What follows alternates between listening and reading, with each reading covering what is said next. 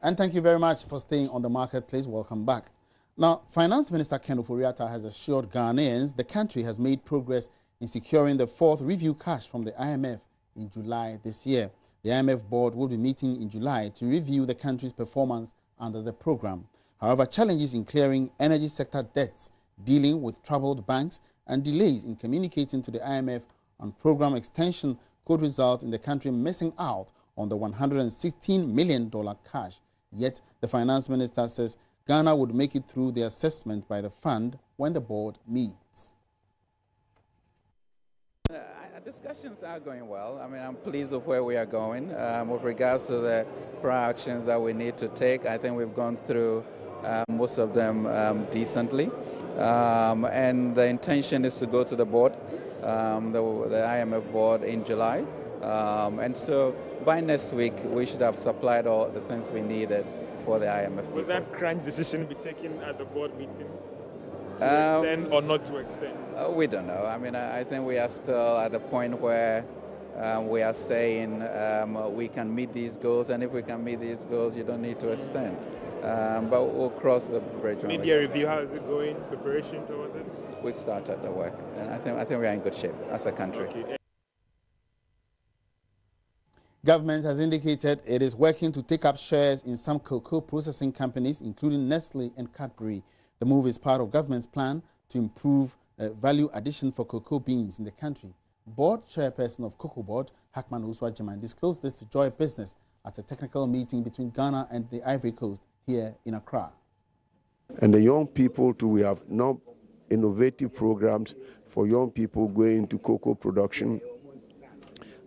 I mean, the market for cocoa, chocolate products and cocoa products is huge.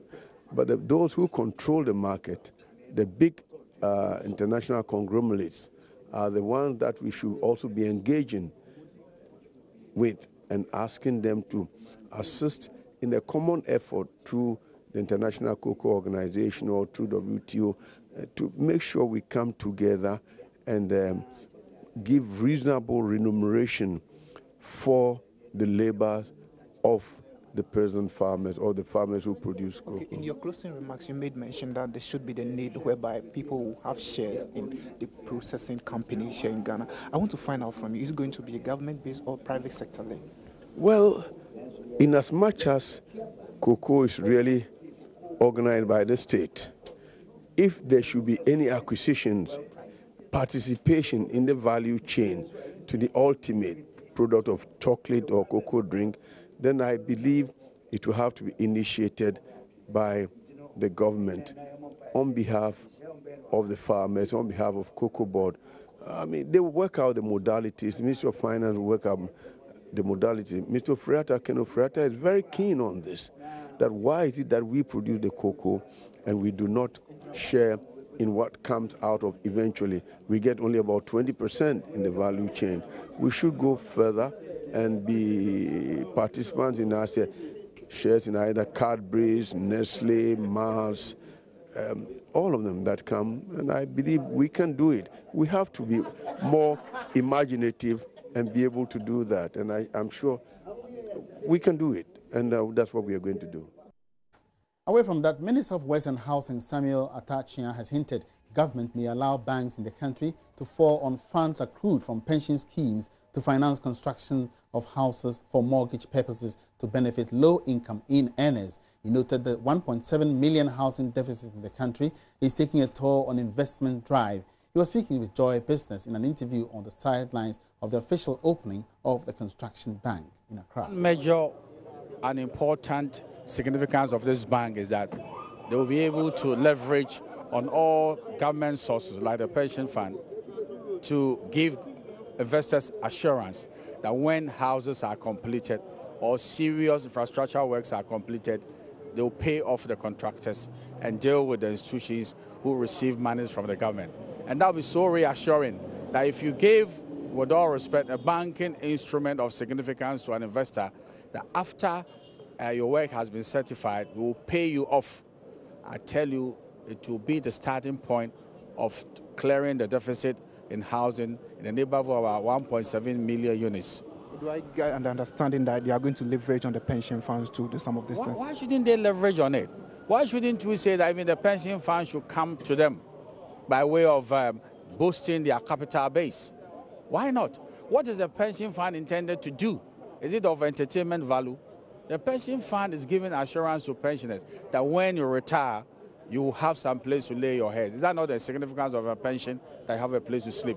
So that if you have a construction bank that could take over the monies to give strength to their capital base, and then also sign out monies to investors when they complete their work, then the investor will have the confidence to further invest in the economy. And that's how we clear all the deficit and also sort out the sewage problems and then the rest of the infrastructure challenges we have.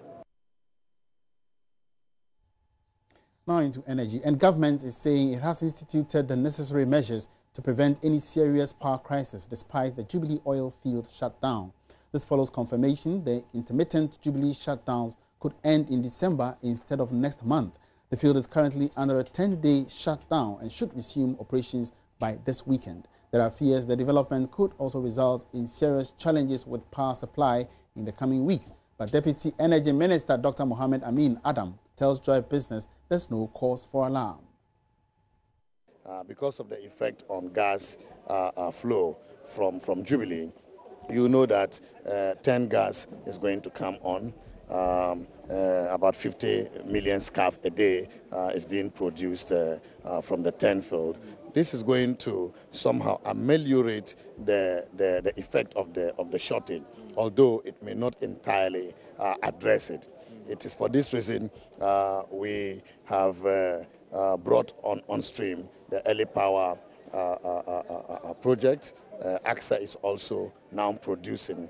And these plants do not use light crude oil necessarily. They also use heavy fuel and also LPG. And therefore, we have constant flow of LPG, but also heavy fuel. Also, some of the companies such as Asogli are stocking oil. You know that Asogli now uses light crude oil. So they are stocking the fuel in order to ensure that we do not have any interruption when the shutdown period comes. Sorry, but some will say that are these measures more of a tried and tested and more of an adequate systems or reserves in place that we are sure that over this period, because what we also understand from Talu is that this is just a first round of shutdowns that will continue to the end of the year. I mean, we have not been told that to continue up to the end of the year. We are aware of, I think, 3 months shutdown, and we have adequate preparations to be able to address the effect it will have on power generation. I mean, as I indicated to you, gas flow from Jubilee is going to be substituted for by gas from 10, you know, and therefore you are going to have about 40 million scarf shortage, which we can't be able to address using a combination of fuels such as light crude oil, heavy fuel oil, and then also the ability of the companies to store fuel in anticipation of the challenge. I am very definite that Asogli, which used to rely on gas, now can use light crude oil. You're live on the Marketplace, live on Joy News. And moving on, the Tourism Research and Advocacy Center track has lauded the President's inclusion of the Tourism Ministry, the Tourism, Arts and Culture Ministry in his cabinet. Now, this is the first time ever the ministry has been included in cabinet. The Tourism Research and Advocacy Center, a think tank, says this signals the premium government places on tourism and the sector's phenomenal contribution to socio-economic development of the country. The move also projects government's recognition of the huge potential of tourism. We have on the line now, joined by the manager of the Tourism Research Advocacy Center, Philip Ebo-Kwansa, to tell us further how this development could impact tourism development in the country. Good afternoon, sir. Welcome to the Marketplace. Good afternoon, and thank you for having me. All right. Now, how did you take the news when you heard that the President is now involving the Tourism Ministry as a cabinet ministry, and how impactful is this going to be on the sector? Oh, okay. We at TRAC when we heard about the news, we were really excited because this is the first time in history the ministry has been included in the cabinet. And as we all know, the cabinet is part of the policy-making decision body of the government. So if the minister has been included, we thought that was the best move. And it also underlines government commitment to the fact that they wanted to create more jobs. And worldwide, tourism has been known to create a lot of jobs. So we welcome this news with whole heart, and that's why we came out with our press release yesterday, commending the government and the president for this bold initiative. Now, what difference do you think it will make? Because we have other agencies responsible for tourism development, and yet, even though tourism is the fourth major foreign exchange earner for the country, we've not seen so much development with various tourism sites or tourist sites in the country. Yeah, as I first mentioned, since the cabinet is the highest decision-making body when it comes to the presidency, this will give the tourism minister the opportunity to also voice out the problems and grievances of the tourism industry. And formerly it wasn't like that. They go, they make the policies, and you just have to go with them. But now you are given the opportunity to be part of the policy making. So I think that's the best possible recognition they can give us. And since 1992, when the tourism ministry was created, tourism has always been at the back foot. We haven't really gotten the opportunity to make an impact. And I think this inclusion in cabinet is the best possible recognition we can get. And I think the minister must take full advantage of this and make sure he leaves a mark on the tourism industry. Now, in other places, other countries elsewhere in the world, tourism is really making a huge impact. But in Ghana here, we are yet to see these developments. Now, with Honorable Catherine Afeku now being a cabinet minister, what area or which area do you think should be attached or should be approached first in the sector's development? Okay. Tourism is all about people moving to places to see attractions. So the core product or the basic product of tourism is attraction. And if I speak to you, our entity, TRAC, is working on two main tourism releases, which will be hitting the media very soon. One is on tourism, state of tourism attractions in Ghana, and one is also on state of tourism in a whole in Ghana. And attractions play a very important role in pulling people from where they stay. But when you come to attractions in Ghana, a lot of them are in their raw state, I should put it. And most of them also are in poor conditions. And this doesn't really drive the tourism industry. So since the minister has been given this opportunity, I'm thinking of making sure the tourism attractions are made priority.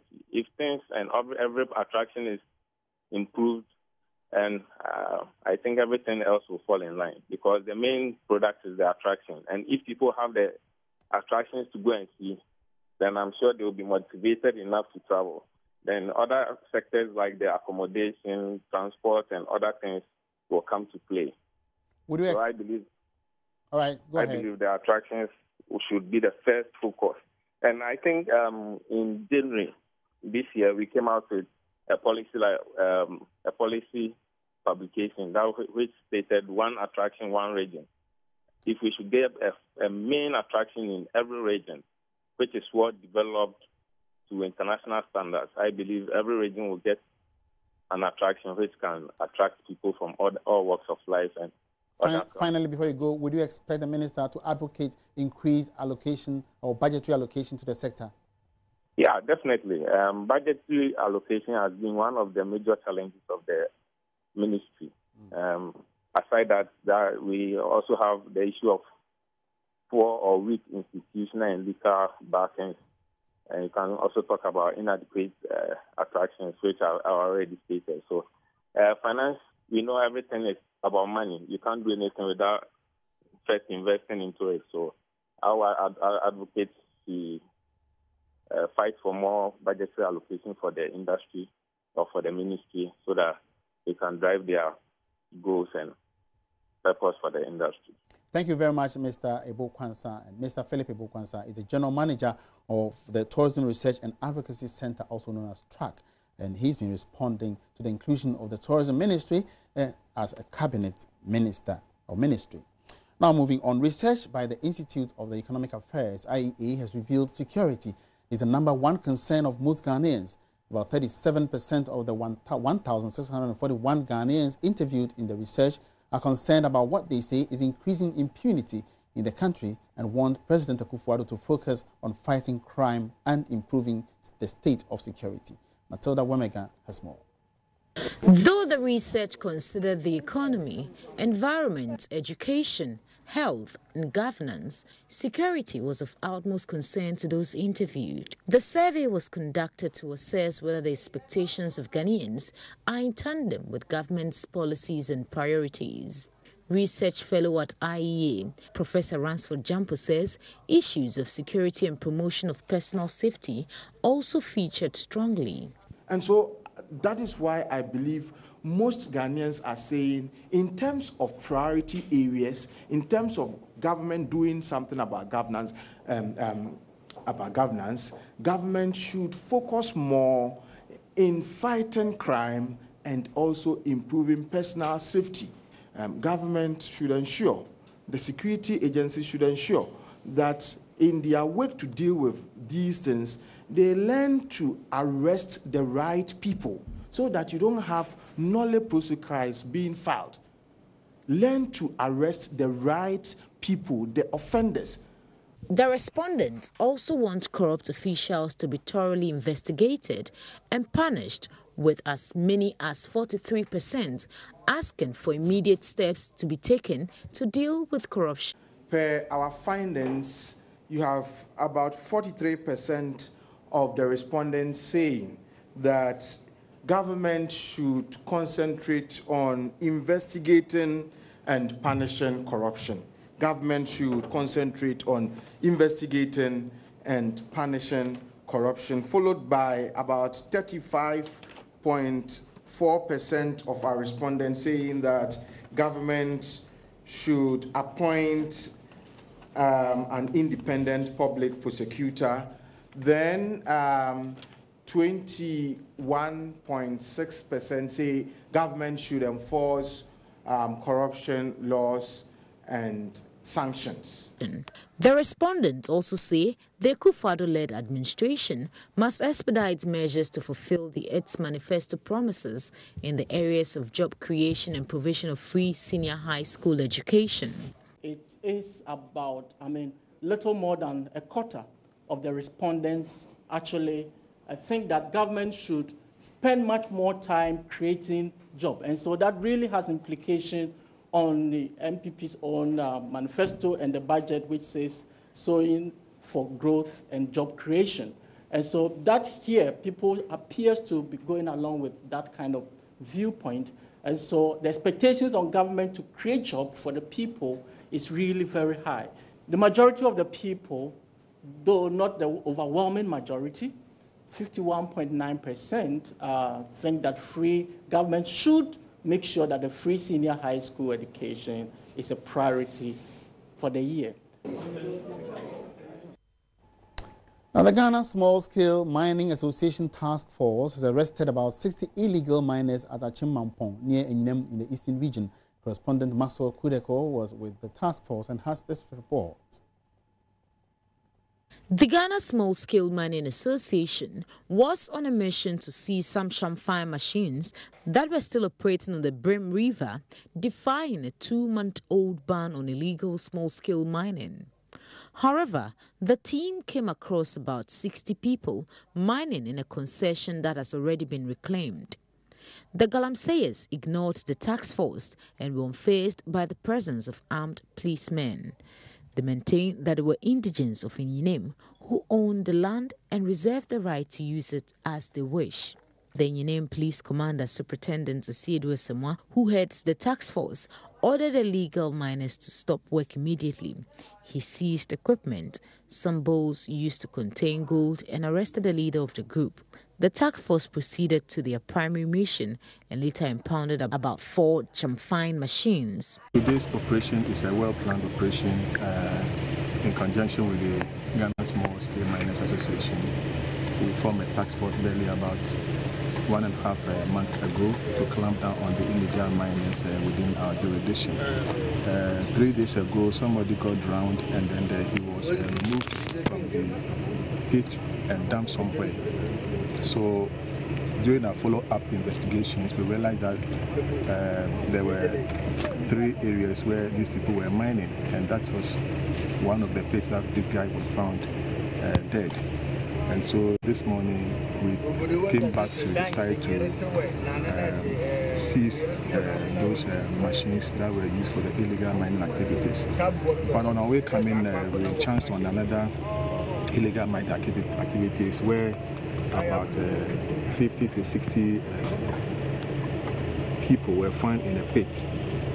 Since it was not part of our agenda, we need to take a prompt action. So I quickly ordered my men and we caused the arrest of the owner of the pit. As I speak to you now, he's in my custody, and then we are started investigations as to why he was mining when there's a ban on these illegal activities. A member of the Small Scale Mining Association task force in the Eastern region, Victoria Dubia, indicated that there are about 3,000 champagne machines currently operating on the banks of Brim. We want to make sure that all the water bodies are clean and there's no any mess, land degradation and all that. Because these champagne people, they also consume most of the lands along the river bodies. So we want them to stop.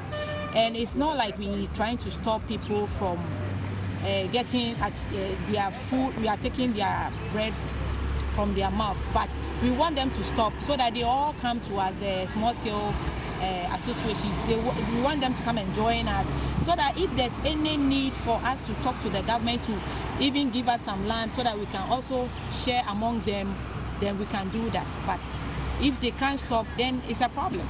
From Enyinim, Maxo Kudoko's report. Now, wine consumption has become a lifestyle along changing tastes and trends in Ghana over the years. This is projected to even see a further rise in the coming years. Wine connoisseur Nanan Team is taking advantage of this market to import some of Africa's best wine brands. The Joy Business Fund follows him on a hunt in the Western Cape of South Africa. We find out how he got into business and what the market has been like so far. South Africa is currently the world's 8th largest wine producer. South African wine has a history dating back to the 17th century, with Constantia, a vineyard near Cape Town. Its vineyards account for 4% of global wine output, and production continues to increase.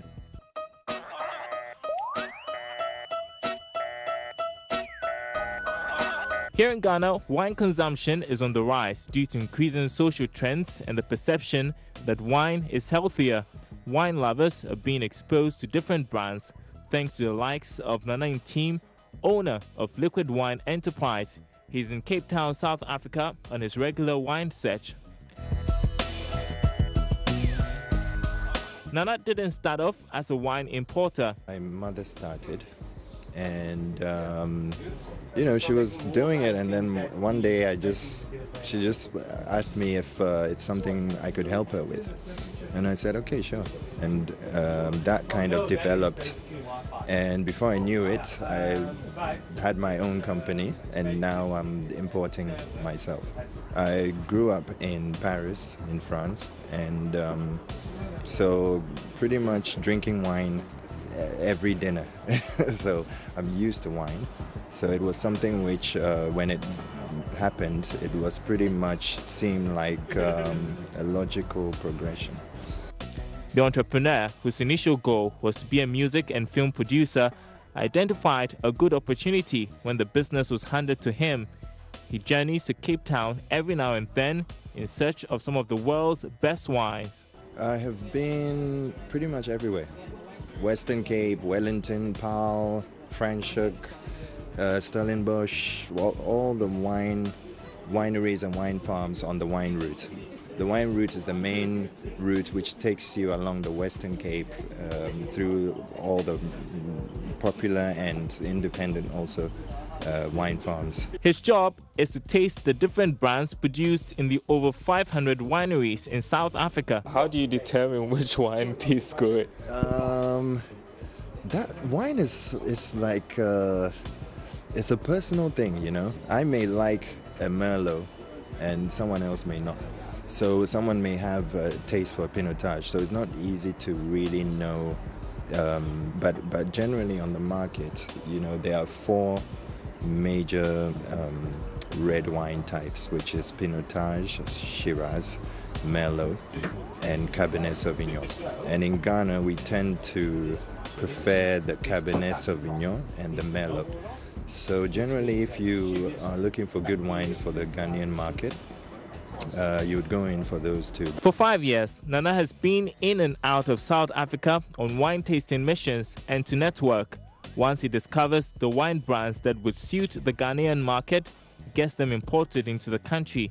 But his work doesn't end just there. Everything I do in terms of spreading the wine is very manual.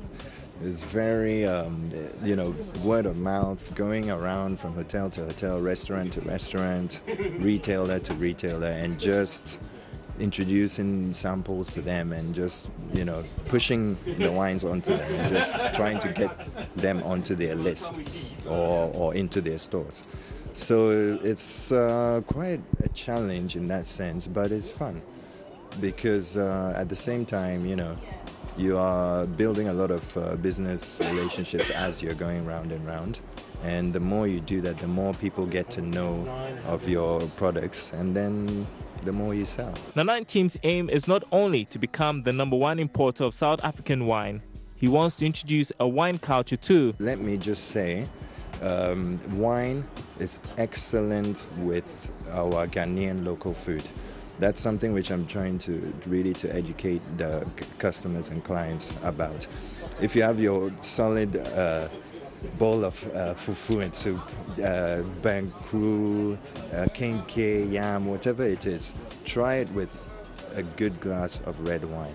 It goes very well. And if we get into that culture, we will really enjoy wine, which is also good for your health.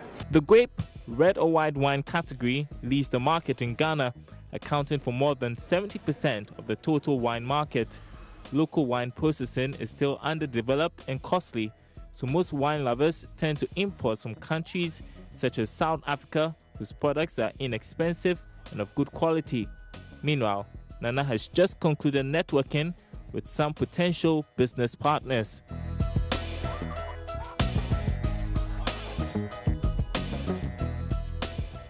So back from South Africa, we are here to wrap up the show for this afternoon. Thank you very much for joining me this afternoon on Marketplace. My name is Emmanuel Abuaji. We are here. Let's meet again tomorrow, same time, for more interesting developments in the world of business. Have a good afternoon.